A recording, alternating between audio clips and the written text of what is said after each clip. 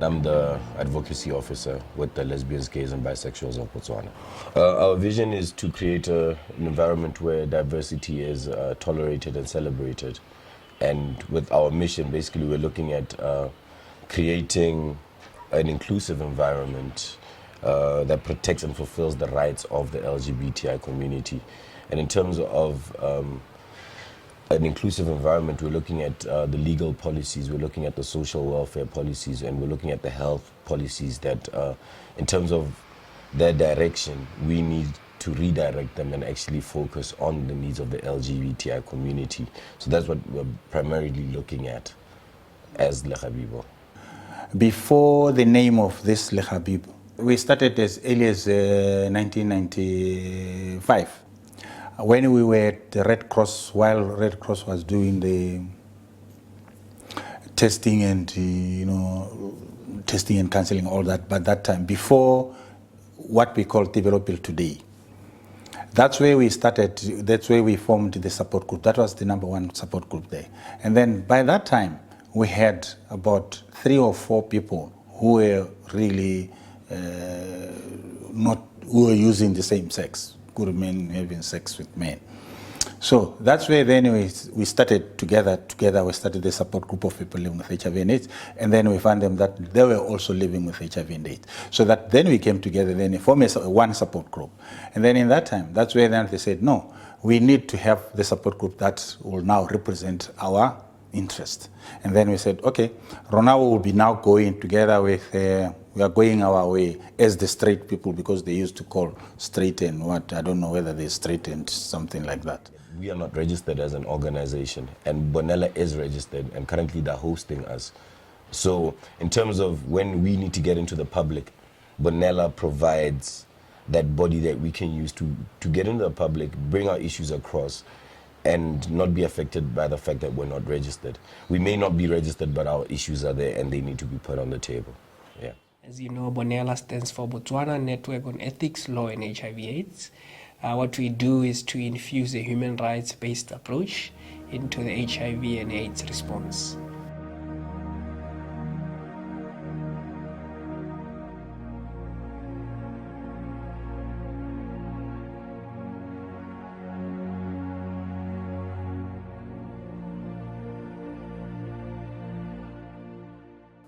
In 1998, we had our first meeting, as you recall, in this room. And we decided to have it over an Easter weekend. And some people were fairly fearful of coming to the meeting because it would be the first time that we'd create a space for people to talk fairly openly about their sexual orientation. We linked up with a group called GALS from Zimbabwe, Gays and Lesbians of Zimbabwe, and they facilitated the process. And the intention was really to try and come up with a document which summarized the aspirations and hopes, yes, that's right, Lesbians, Gays and Bisexuals of Botswana, so the LEGABIBO Charter, which was not a legally enforceable or binding document, but really was a collection of the hopes of the community. And we'd been approached by somebody because Kanane had been arrested. It was really strange how it was discovered that he was having a relationship with a white foreign national who left the country, you remember? He paid his admission of guilt fine, could afford to pay it, and left the country. Was deported, I believe. Yeah, and Kanane was left holding the baby in a sense, and he didn't have the funding to sort of protect his rights. Well, I think the discriminatory challenge that they started with the Kanane case was twofold. That at the time, the penal code only applied to gay men, right? So it only actually said a man and a man. It didn't say person, the same gender. Mm-hmm. And so women were not included in this. And so the application was twofold, that it was discriminatory on the basis of sex, and then the other discrimination on the basis of sexual orientation. At the same time, there was a review on all laws affecting the status of women. Yes. And so the government's response was to make sure that everything was gender neutral. Yeah. So that if if it applied to men, it should apply to women. And so when they were sweeping through the laws, they came across this provision that only applied to men and decided, well, it should apply to women as well. And so instead of removing it, they expanded it. And so that happened in 1998. So when the judgment came out, so the first argument fell away, because they said, well, the issue of discrimination has now been dealt with, and therefore it's now equally hunky-dory for both lesbians and gay men. And so they still had to deal with the issue of discrimination on the basis of sexual orientation, which they didn't. On the face of it, the law appears to be discriminatory. I already knew how I felt. At that time, I didn't understand it, and I didn't try to understand it, basically. I just pursued it, you know. I just said, I don't know what this is, I don't know what it is called and everything, but I know this is who I am and this is what I want. So basically, by far, that is what I'm going to do. You know, because I grew up in a family where I am always encouraged to exercise my feelings and my thoughts and share. If I have any problems or any difficulty, we are always encouraged to be who we are. I never had a conversation with my father about, like, I could say, I think this is how I'm feeling, this is what I think I'm experiencing and everything. I didn't put that on. I just became who I am, did everything the way I could that I felt were right, and he never judged me. He was like, oh, okay. He actually was never really questioned me, you know. We were not married, so hence I had to automatically move back to my mom's family. So I stayed with them, and I still kept being myself. You know, they never questioned me. Actually, they sort of like encouraged me. I'm a 29-year-old lady, lesbian lady. I'm lesbian, not bisexual. Because of the confidence that I got from the people in LEGABIBO and Bonella, I managed to come out. And I wasn't really feeling comfortable in the closet. When I was at high school, I had a girlfriend. I've been dating girls and I've been playing with other boys and pursuing girls just like boys do, because I felt like I had to fit in. You know, it was the right thing to do when we were kids. But I'd feel like I want to be with some specific guys, and I'd be wondering, why am I thinking about this? And I'd cancel myself and I'd, you know, stop myself from doing that because I felt it was unnatural. Nobody does it. I thought it's just a strange feeling, and as I grow up, it'll fade away. But I never dated a guy until I finished high school and I came to the university.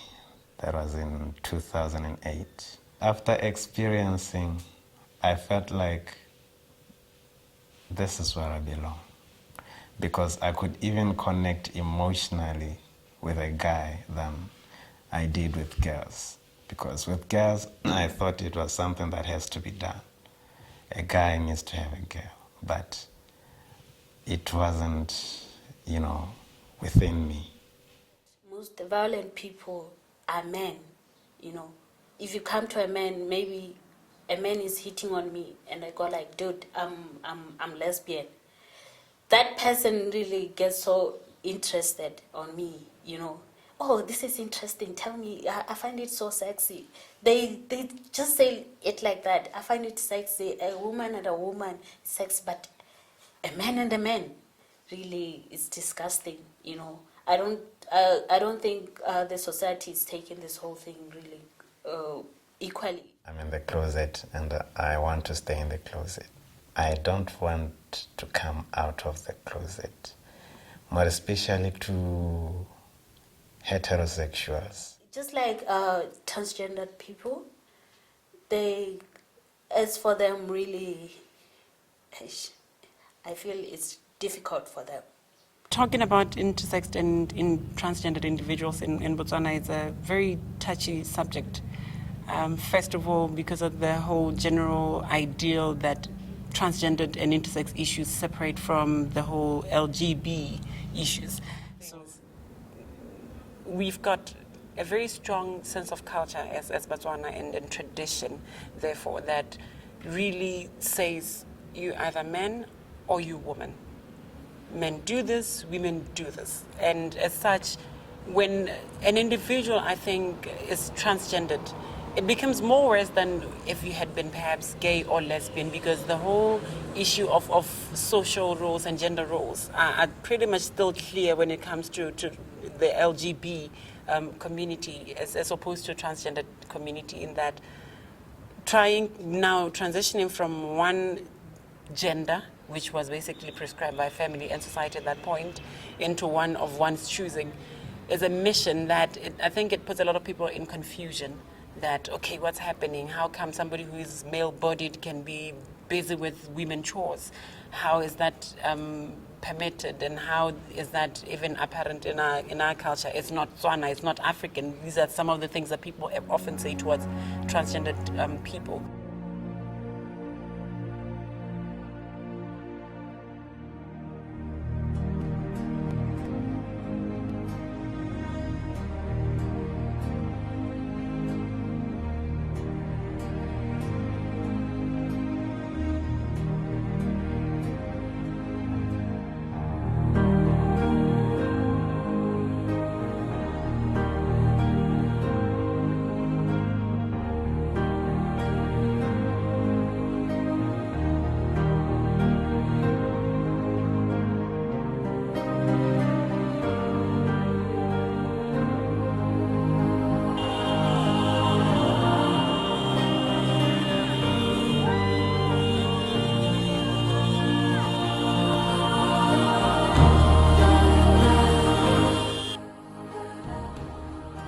I would love so much to see homosexuality decriminalized in Botswana. I would love to see gay people getting married in this country and living together without facing any discrimination.